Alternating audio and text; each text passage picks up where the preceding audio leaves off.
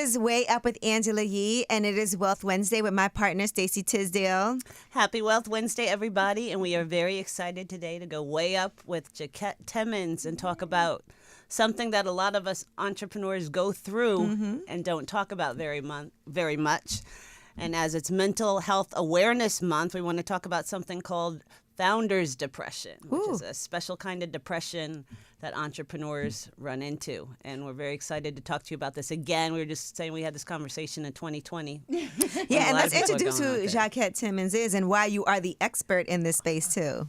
Thank you. Jacquette is a financial behaviorist, and she's the founder of Sterling Investments. And she's one of the few people who focuses on that non-financial part of money, like some of the tough emotions and how that plays out in our decisions. And she is also an entrepreneur, so she's really lived through a lot of the stuff we're going to talk about today. And the author of Financial Intimacy. Yes. Thank you. We got a little badass in here for you today. So, what is Founders Depression? You want me to define that, or are you going to define that? There's I'll give you the technical definition. Okay. We want you to break it down for us. Yeah, I'll break it down. Okay. It's actually been named and given its own title. It's a special form of depression that surfaces in entrepreneurs. And it's interesting because a lot of the characteristics that we have, like being optimistic, tenacious, all of these, great qualities are great for entrepreneurship, but when things go south, if you don't have the right coping strategies, they're also the very breeding grounds of this founder's depression. Yes. And I know things will always go south. Yeah. Always. Yes. Very few things go as planned. Up and down. It's the law. But to give people a sense of how real this is, a lot of research on this, and here are some of the hard realities. Entrepreneurs are 30% more likely to experience depression than non-entrepreneurs. That's straight from Harvard Business Review. I know, Angela, you got some too. Yes, entrepreneurs are 3 times more likely to suffer from anxiety, stress, and fear than non-entrepreneurs, and they're also 3 times more likely to suffer from substance abuse. Yep. All right. This I found very disturbing. 72% of entrepreneurs suffer from one or more mental health issue. They have higher rates than the general population of bipolar disorder, ADHD, and unfortunately, as we were talking about the other day, Jacquette, it's not hard to find a lot of suicide headlines from entrepreneurs.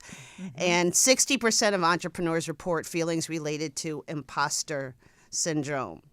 So start by talking to us about what are some of those curse-blessing traits that entrepreneurs have. So one of the things about entrepreneurs is you started your business because you want to do something your way. Right. Right. And you are someone who appreciates and thrives on control. So that means that you are driven. That means that you are focused and disciplined. And it also probably means that you are curious.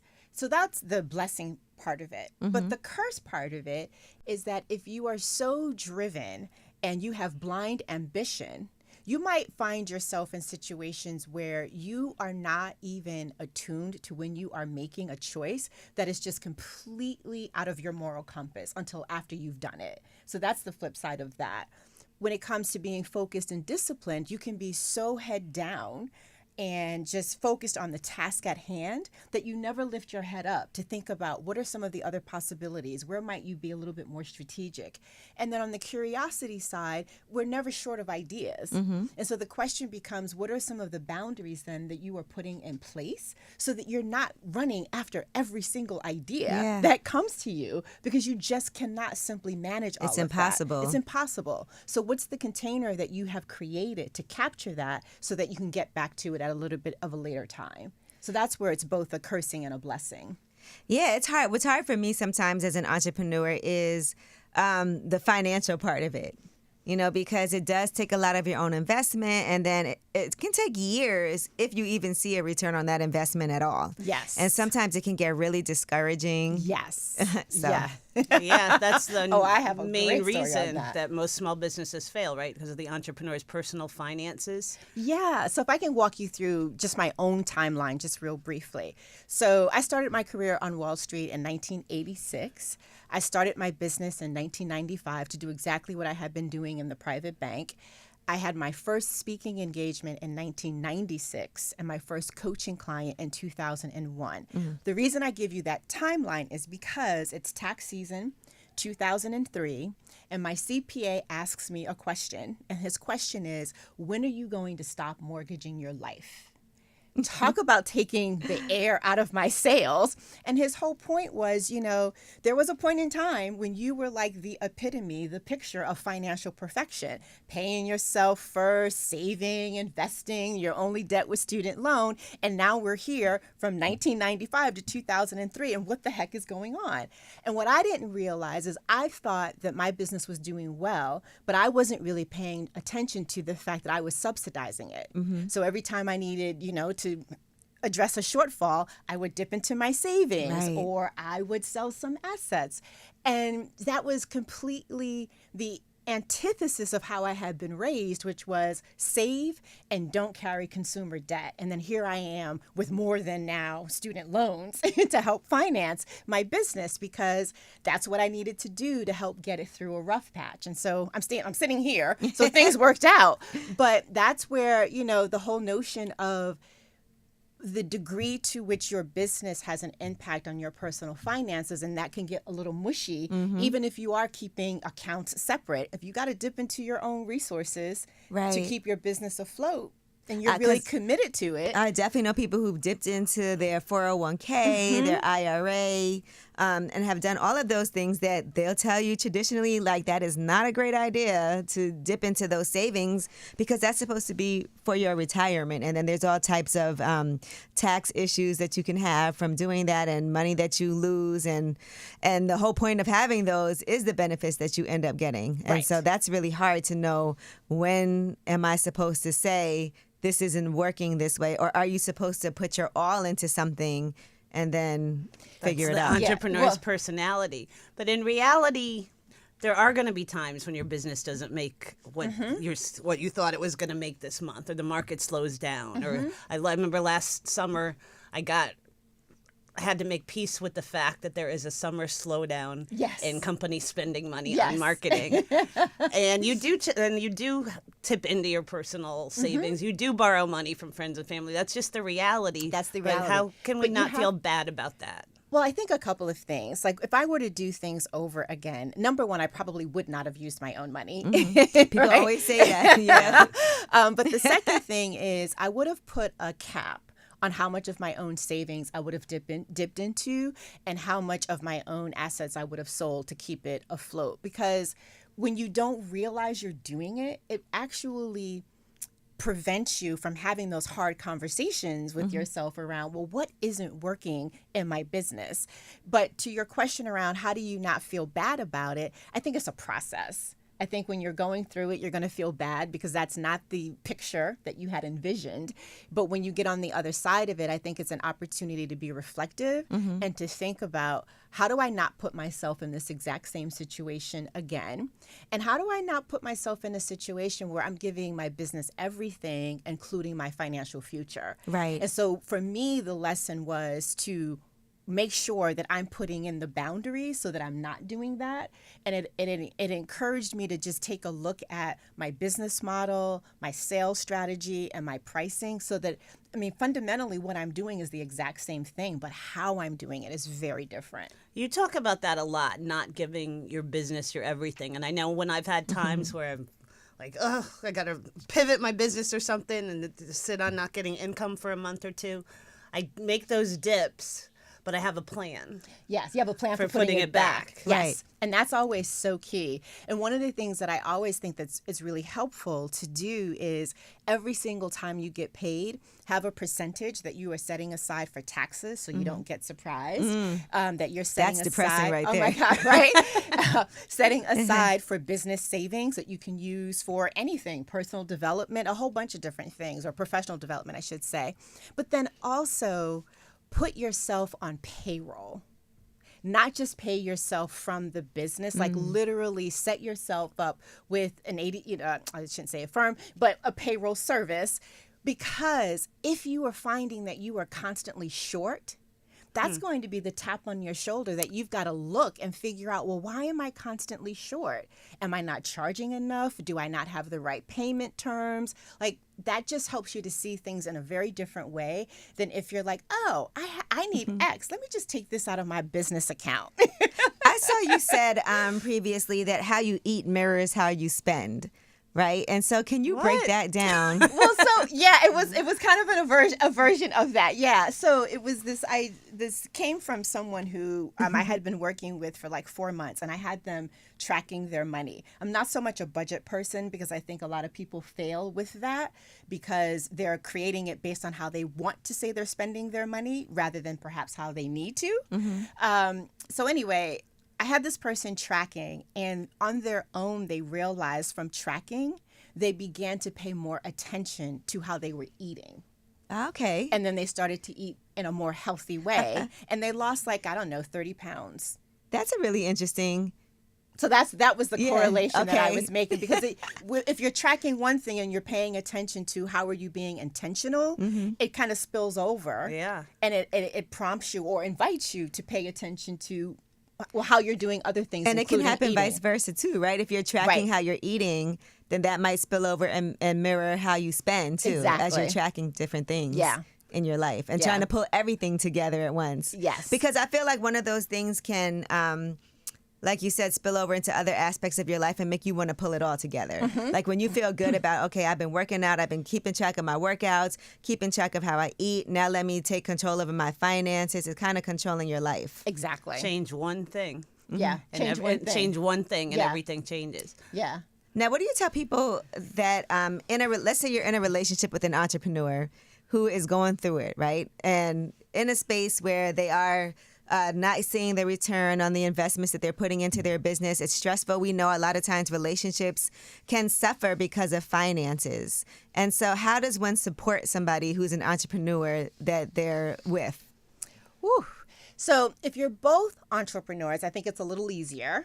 If the other person has a more traditional 9-to-5 job, I think it can be a little bit more challenging.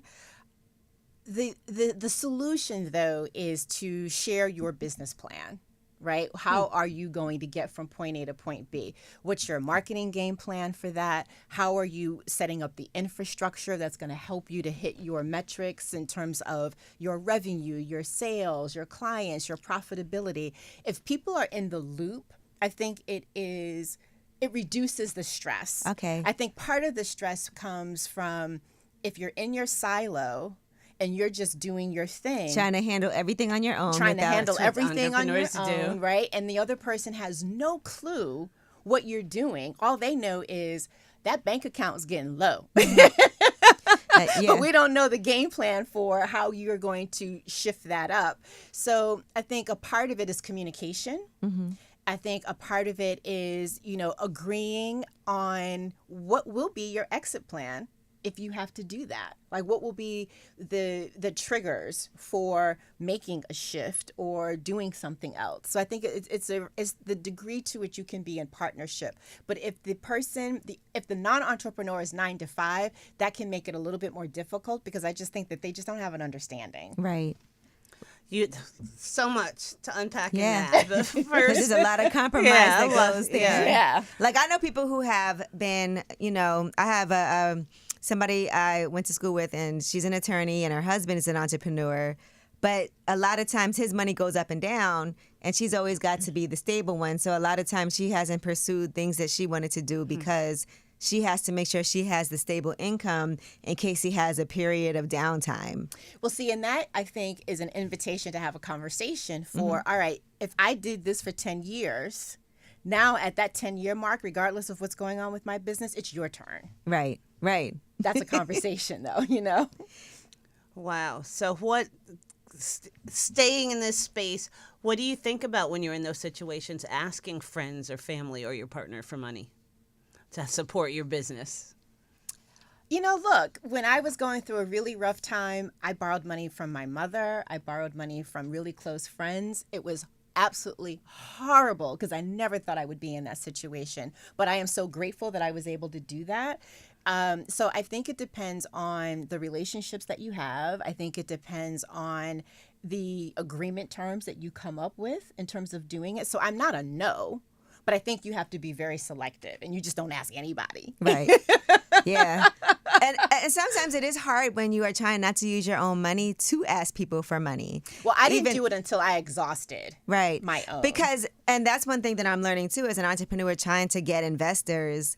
It's not an easy thing for us to do because we're not in this space where we're like, I got all these family members or friends of family members who I can just go to and say, hey, I need this money or I need this loan. And then they give it to me. It's not something that I feel like we've been conditioned to do. Oh, yeah. And Black we don't entrepreneurs, a lot of us don't have that. Right. We don't have a friends and family round in a lot of instances. Exactly. Yeah.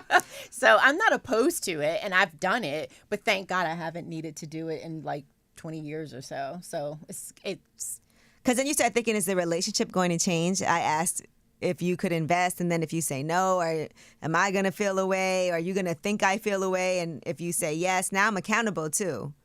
Well, yeah, but I think that goes, again, back to communication. And, what are you presenting when you make that ask? Are you sharing your business plan? Are you sharing your game plan for how you're going to pay them back? And also, is it a loan or is it an investment? Right. Because I think that there are different expectations if it's an investment. Because it could work or it could not work. Right, and any investment is risky. But if it's a loan, there is an expectation that you are going to pay that back. It may not happen in the timeline that you initially agreed to, but there is an expectation that it will be paid back. So I'm hearing all this upness. I have to be up to ask my friends to borrow money because I'm creating this great business. I have to be up to ask investors to invest in my company. But as we're seeing in the numbers, the realities of the emotional and mental states of entrepreneurs are not that at all. And they're not processing this stress at all. And it's turning into a crisis. Resource groups, there's a big conference this week about the mental health of entrepreneurs. How do you know when you are just experiencing regular depression, anxiety that comes with this, or you've crossed into an area where you need help? I think if it's really, really pervasive and it is affecting your overall quality of life, how well you're sleeping, the degree to which you might eat, exercise, like all of the things that you would normally do to take care of yourself, if you begin to see that those things are deteriorating, then that might be a clue that it's not just a stressful period of time, that it's a stressful period of time and you are not responding to it in as healthy of a way as possible. And so that might require more professional help. And I remember the last time we had this conversation with you, and we had Dr. Janet Taylor, and she's a psychiatrist, and she was saying if you're ever in a funk for more than 2 weeks, if you can't pull yourself out of it in 2 weeks, if you start seeing you're not enjoying things and all this affecting you for more than 2 weeks, that's when you need support. I'm not a psychiatrist, but I can definitely see how having that as a benchmark would be really helpful. But I also think, as an entrepreneur, I think everybody should have a therapist. And I also think that everyone should work with a business coach, either on a one-on-one basis or in a group capacity. Right. Because one of the things that creates a lot of that depression is the isolation. Oh, yeah. Right? And so having those sounding boards, and those sounding boards whose only interest is you. Right? They don't have a vested interest in the outcome. What are some things that you do for self-care, too, as an entrepreneur? So I have a practice of meditating and journaling. I run almost every day, or I'm in the park at some point every day. Don't look at me. Getting back to the park. I know, the park again. I just started because my doctor was like, you have got to do strength training. I've just started doing that. That's so funny because I will do some cardio, but that strength training kills me every time. Oh, my God. And then when I first start, I can only do like 10 pounds. That's okay. That's okay. Off camera, I will show, or off mic, I will share with you one of the videos that I do. I love this. So I do that, and I do have a therapist, and I do have a coach. And it's making time for that. Like there's 2 yoga meditation classes. My week in my life are different if I get to these each week, and now I put this into my schedule. Yeah, you have to do that. And I can't miss that. That's always my excuse. I don't have time. I'm so busy. But you know schedule what? around it. Here's the thing. You are your business's greatest asset. And so if you are not functioning at your optimal best, now best can vary from day to day, but if you are not operating at your functional best, who are you good to? You're not good to your clients or your customers or your vendors or the people that you have on your team. So I think we need to stop thinking of putting ourselves first as being selfish. I don't know if you guys saw Oprah Winfrey interviewing Michelle Obama and this tour that they're on. And just Michelle Obama was really stressing the notion that you cannot have everything. And entrepreneurs try to inhale everything. That's part of our nature. And you made such an interesting choice to not buy a home because you wanted to start a business. Yeah. With that same backdrop. Tell us about that. Yeah. And so the buying of the home thing, interestingly, happened after my conversation with my CPA, but also around the time when the Brooklyn real estate market, like all of my friends were buying something, a brownstone or an apartment. And I felt like, oh my God, I guess I should be doing the same. But then as I went to do that process, number one, I was like, I can't even fit my current apartment into the places that I think that I could afford. And that was just looking at an apartment. And I was afraid of doing a whole house because that's a whole house. Right. No, that's a lot. But, you know, that's... Trust me, I know. Yeah. But the financial piece of it is rent is predictable. You kind of know what the increase is going to be within a certain range from year to year. And you have your predictable expenses, your utilities, renter's insurance, etc. You have a home. Yes, your mortgage is predictable. Your insurance is predictable to some degree. But you have unexpected expenses. Right. I was chatting with a client yesterday that lives in the Bay Area. A tree fell, and that's $1,600. Now, they're good. That $1,600 is not going to break them, but it's more about the fact that it's unexpected, and all kinds of things like that happen. The water boiler. And you said, I want to do the business, and I'm not going to... Yeah. We don't think that's what I'm trying to help us establish boundaries. Help us establish boundaries and to understand what's risk for you. To me, riskier would have been having a home and trying to run the business. I think it would have added so much more stress that I may not have been as clear-eyed as I believe I've been, even with the lessons that I've learned with, I know what my rent is, and this is going to allow me to do X. So I think you have to know your risk tolerance. And also to not know if that's where you plan to live, because some people feel the pressure to buy a home.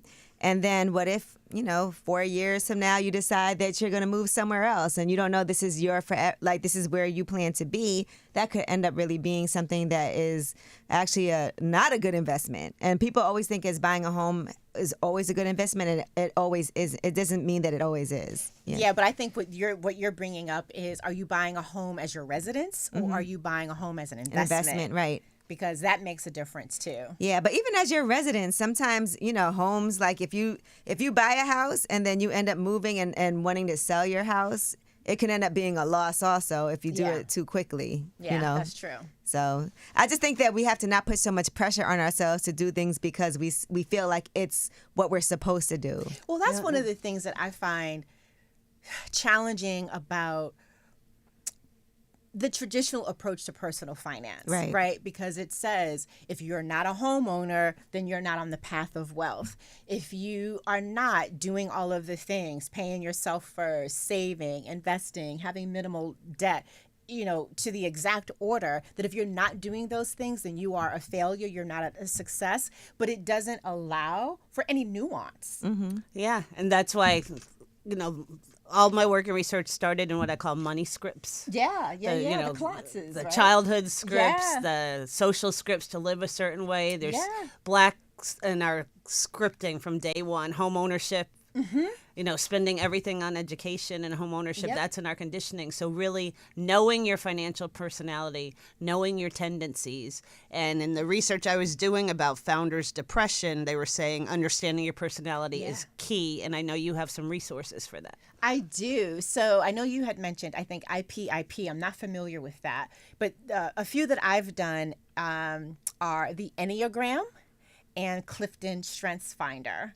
So for the Enneagram, I'm a 3. And for the Clifton Strengths Finder, I did the whole thing. But my top 5 are learner, achiever, input, strategic, and realtor.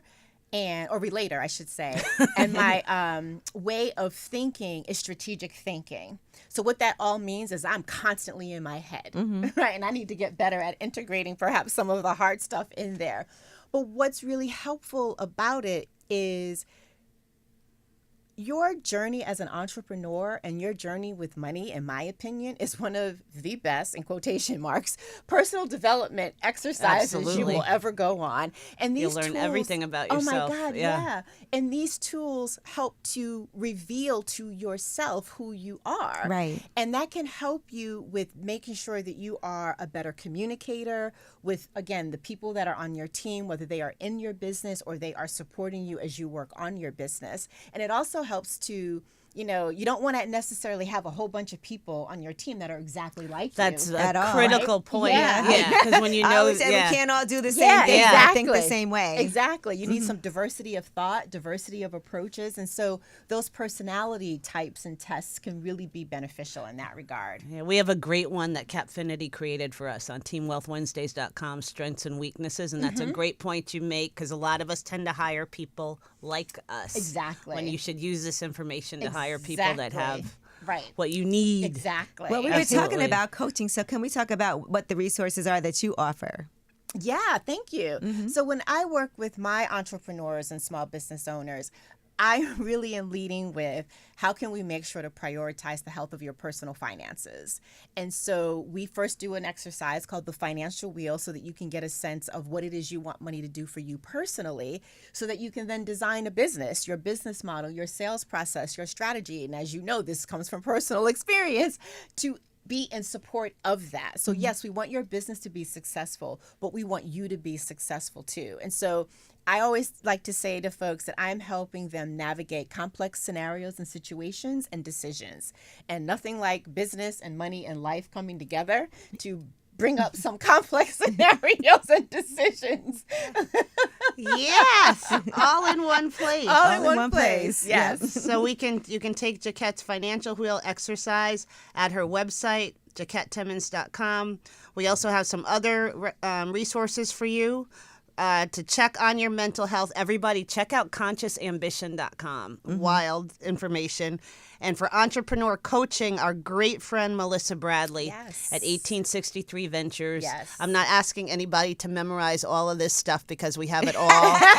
Wealth Wednesdays for Entrepreneurs Facebook group. All you entrepreneurs out there should be joining that. We put together so many resources for you and bring to you wonderful people like this. Oh, thank you. You know I love hanging out with you too. So Oh, thank no, you for that's good. having And make me. sure you follow Jacquette too. It is on Instagram at Jacquette M. Timmons. So that's JACQUETTEM Timmons. Yes, thank you. And a very special announcement tonight on Wealth Wednesdays after party with Jay White. We should have brought wine in here. Rose himself, Mr. Rick Ross. I don't know why Angela did not have Rose in here to celebrate this, Rick and Jay White, but I promise you she will make that up to you. So tonight, Wealth Wednesdays after party, Rick Ross. And you can get this Team Ye Facebook page, 8 p.m. Eastern Time. Jason really killing it with these. Rick Ross is quite an investor, I have to say. Yes. That's awesome. Yeah. So check us out tonight, 8 p.m. Team Ye Facebook page. All right. Well, thank you so much. Thank you Again, so much for amazing having Wealth me. Wednesday. I got to get my coaching in. Okay. I need some help. Because You have a lot of enterprises. It's very stressful. I stopped and I want to start again, so we'll beat each other. Hey, did you sign up for your coach yet? Yes. Hey, Exactly. Stacey, did you sign up? Accountability Jacquette, always partner. a pleasure. And we got to go running together, too. Yes. Okay. You know I love Okay, that. you're covered. And lift some can walk 10-pound too. weights. All right. Thank you. Thank you.